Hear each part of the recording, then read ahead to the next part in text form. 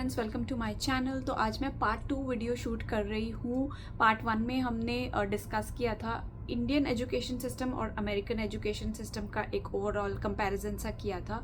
आज की वीडियो बहुत ज़्यादा डिटेल्ड होने वाली है। तो आज हम सिलेबस डिस्कस करेंगे, सब्जेक्ट्स डिस्कस करेंगे कि यहाँ पर क्या सब्जेक्ट्स होते हैं और क्या अप्रोच है यहाँ पर पढ़ाने की। जैसे इंडिया में रिटन वर्क काफ़ी ज़्यादा होता है, तो यहाँ पे किस अप्रोच से पढ़ाया जाता है। तो अगर आप मेरी वीडियो को स्टार्ट से लेके एंड तक देखेंगे तो आई होप आपको क्लैरिटी मिलेगी कि यहाँ पे किस तरह से बच्चों को पढ़ाया जाता है। रिटन वर्क काफ़ी कम होता है, बट यहाँ पर ना एनालिटिकल सोच पे बहुत ज़्यादा फोकस किया जाता है। मैं आपको एक्चुअल वर्कशीट्स दिखाऊंगी कि यहाँ पे क्या मेथड्स यूज़ कर रहे हैं, और इस वीडियो को बनाने का मकसद बस यही है कि आई होप हमारे यहाँ के ट्रांजिशन के एक्सपीरियंस से आपको कुछ नई चीज़ समझ आए और आप भी उसे अप्रोच को अडाप्ट कर सकें एंड आपका कुछ बेनिफिट हो। तो आइए शुरू करते हैं आज का वीडियो। फर्स्ट ऑफ ऑल अपना थोड़ा सा बता दूं कि मेरे बेटे ने किंडरगार्टन अटेंड किया था इंडिया में भी 1 साल के लिए, और यहाँ अमेरिका में आने के बाद भी वो किंडरगार्टन के लिए एलिजिबल था, तो उसने यहाँ पर भी सेम लेवल पे स्कूलिंग की। तो इसलिए मुझे बहुत अच्छा ओवरव्यू मिला कि किस तरह से वहाँ पर पढ़ाया जा रहा था उससे, और सेम लेवल पे यहाँ आकर किस तरह से पढ़ाई हुई। ऑब्वियसली इंडिया में जैसे होता है कि हर एक स्टेट में थोड़ा बहुत फ़र्क होता है, तो वो यहाँ पर भी है। आप अलग अलग स्टेट्स का अगर देखें तो अलग अलग जगहों पे थोड़ा सा माइनर डिफरेंसेस ज़रूर मिलेगा आपको। मेरा एक्सपीरियंस मिशिगन स्टेट का है, तो मैं आपको अपना एक्सपीरियंस शेयर करूंगी। और इंडिया में मेरे बेटे ने सीबीएसई बोर्ड में स्कूलिंग की थी, तो अगर इंडिया का मैं ओवरव्यू दे रही हूँ तो वो उससे रिलेटेड है। आज चलिए अब स्टार्ट करते हैं आज का वीडियो। फर्स्ट पॉइंट जो मैं बताना चाहूँगी सब्जेक्ट्स के बारे में, तो क्या सब्जेक्ट्स थे जो उसे यहाँ पर अमेरिका में स्कूल में इंट्रोड्यूस किए गए। तो यहाँ पर उसे math, English, science, geography, then art भी था उसका, और म्यूज़िक क्लासेस भी होती थी एंड फिज़िकल एजुकेशन भी होता था। तो इन सारी चीज़ों पे फोकस था स्कूल में। स्कूल के आवर्स भी लॉन्ग थे कंपेयर टू इंडिया, जहाँ वो करीब 4 घंटे जाता था। यहाँ पे करीब 8 o'clock to 4 o'clock almost 7 to 8 hours था, लाइक कंबाइंड टाइम पूरा स्कूल पहुँचने से लेके घर वापस आने तक 8 आवर्स का टाइम था। तो इसीलिए ये लोग सिर्फ पढ़ाई ही नहीं, बाहर फ्री प्ले भी करवाते थे। वो फ्री प्ले का टाइम भी काफ़ी ज़्यादा था। इनके ब्रेक्स भी करीब 2 ब्रेक्स होते थे, लाइक ब्रेकफास्ट होता था एंड देन लंच भी होता था, तो करीब 2 ब्रेक्स भी होते थे। सब्जेक्ट्स की बातें तो let's start with maths first, कि मैथ्स का क्या सिलेबस था ओवरऑल। तो मैथ में इन लोगों को 1 to 100 की पूरी काउंटिंग करनी थी। 1 to 20 नंबर नेम्स पूरे लिखने आने चाहिए थे। देन यूनिट सेंटेंस की बात करें तो वो भी था, एडिशन एंड सब्सट्रैक्शन भी था अप टिल 2 डिजिट।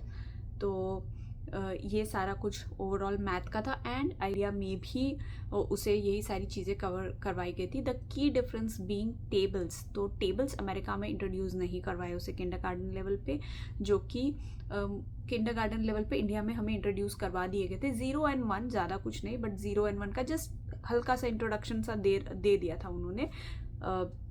बट यहाँ पे टेबल्स बिल्कुल भी पिक्चर में नहीं आए थे। जो कि एंड तक बने रहिएगा, मैं एक्चुअल वर्कशीट्स भी आपको दिखाऊंगी, क्योंकि इनकी अप्रोच काफ़ी डिफरेंट थी कंपेयर टू इंडिया। जिस तरह से ये लोग प्रैक्टिस करवा रहे थे नंबर्स की, I found it very unique. दोनों ही सिस्टम अपने आप में दे वर वेरी गुड। मैं कोई कंपैरिजन या ऐसे नहीं कह रही कि वहाँ कुछ कम कराए यहाँ कुछ ज़्यादा, but approaches and styles were different, and I guess थोड़ा थोड़ा दोनों का होना चाहिए ताकि बच्चे के कॉन्सेप्ट्स और क्लियर हों।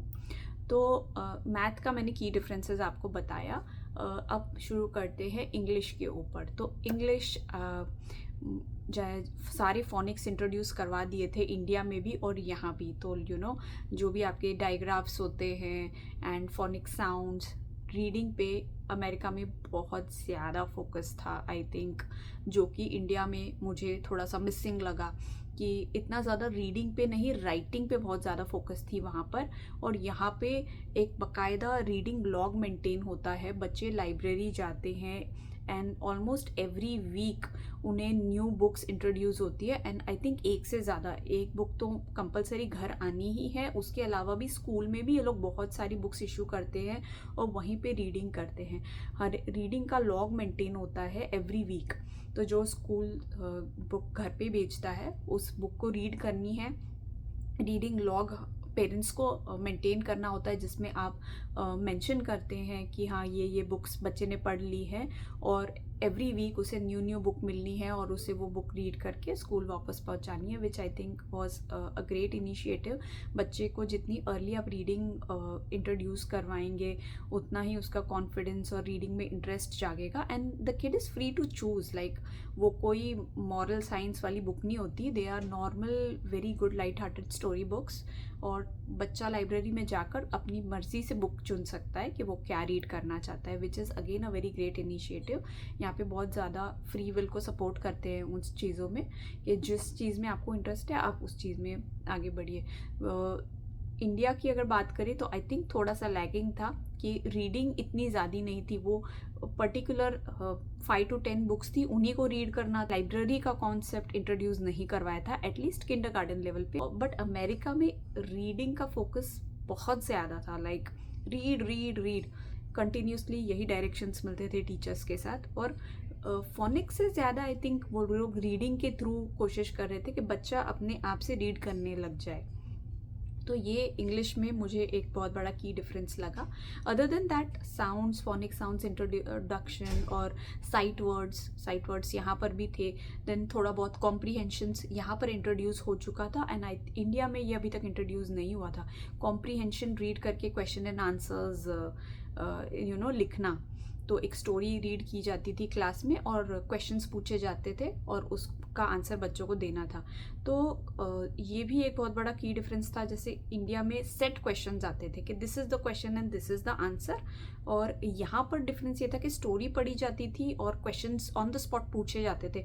घर पर इस तरह से कोई कॉन्सेप्ट था ही नहीं कि आपको ये क्वेश्चन याद करके आने हैं और उसका आंसर आपको जाके स्कूल में देना है। इस तरीके की कोई चीज़ यहाँ पर मैंने नहीं देखी। But the other key difference which I found in English was introduction of cursive handwriting. तो कर्सिव हैंडराइटिंग बिल्कुल इंट्रोड्यूस नहीं की गई थी यहाँ पर अमेरिका में, बिल्कुल भी नहीं, लाइक नॉट इवन ABC। और यहाँ पर काफ़ी आगे तक कर्सिव राइटिंग इंट्रोड्यूस नहीं की जाती। और इंडिया में तो बच्चे किंडरगार्टन लेवल पे कर्सिव राइटिंग स्टार्ट कर देते हैं and they are very good at it. Writing बहुत नीट होनी चाहिए, इस चीज़ पे बहुत फोकस होता है इंडियन स्कूल्स में।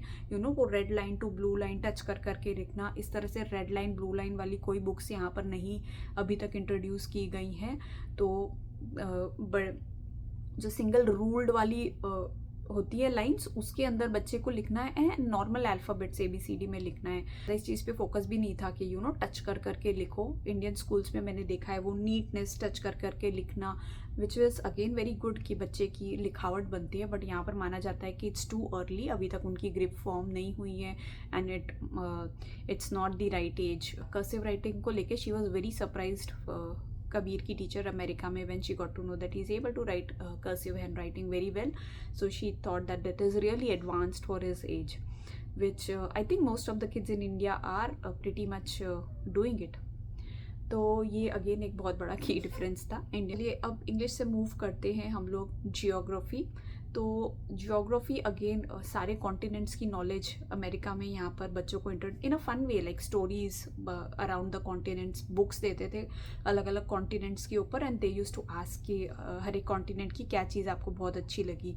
You can just make it a note कि आपको इस कॉन्टिनेंट के ऊपर क्या, इस तरह से वर्कशीट्स मिलती थी कि ये कॉन्टिनेंट है, इस कॉन्टिनेंट की वो लोग क्लास में डिस्कस करते थे, ये स्पेशलिटी है, तो just right what do you love about Australia and so.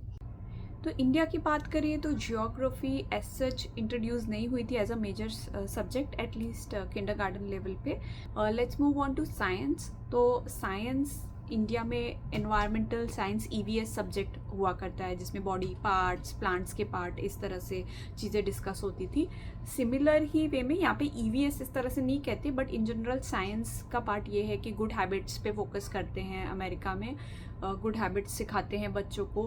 Then वो लोगों ने ना प्रैक्टिकली एक प्रोजेक्ट करवाया उन लोगों को, जहाँ पे बच्चों ने एक्चुअली सीड लिया और सॉइल में डाला, और कई दिन तक क्लासरूम के अंदर ही उन लोगों ने अपने अपने पौधों का पॉट रखा हुआ था। Everything was done in school only.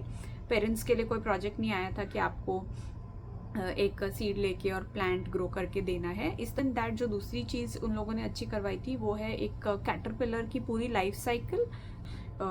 पहले कैटरपिलर था, उसके बाद वो ग्रो करके बटरफ्लाई बना, तो इस तरह से उसकी भी पूरी लाइफ साइकिल उन लोगों ने वहाँ पे स्कूल में, क्लासरूम में कवर की थी।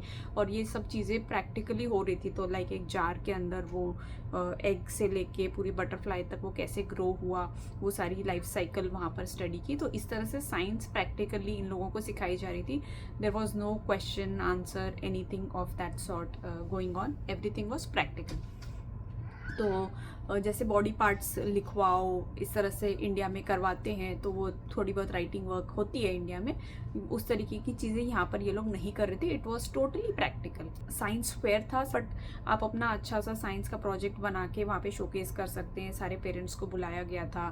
मेजर डिफरेंस जो इंडिया और अमेरिका के एजुकेशन में था वो ये था सेकेंड लैंग्वेज। तो सेकेंड लैंग्वेज अमेरिका में इंट्रोड्यूस नहीं करवाई थी। नॉर्मली यहाँ पे हायर ग्रेड्स पे स्पेनिश इंट्रोड्यूस करवाते हैं, बट किंडरगार्टन लेवल पे वो इंट्रोड्यूस नहीं करवाई थी। जबकि इंडिया में हिंदी CBSE बोर्ड में इंट्रोड्यूस करवा दी गई थी। बच्चे बहुत ही कंफर्टेबली उसको लिख रहे थे, बोल रहे थे, रीड कर रहे थे, तो ये सारी चीज़ें। तो this was again a very big difference. इस तरह से ये सारे पॉइंट्स आज मुझे जो भी ध्यान आए मैंने कवर किए। मैं अभी आपको प्रैक्टिकल लाइव वर्कशीट्स भी बताऊंगी जो अप्रोच के बारे में मैं बता रही थी, किस तरह से एक्चुअली ये सारी चीज़ें हो रही थी। तो please stay tuned.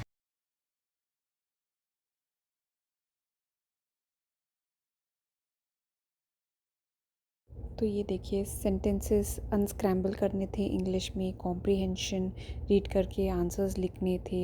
In general what do you like about summer, math के ये कुछ क्वेश्चंस हैं।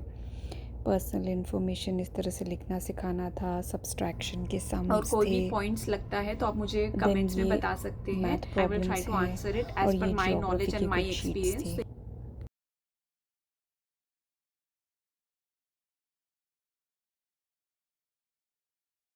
इन्फो अच्छी लगी तो do like, share and subscribe.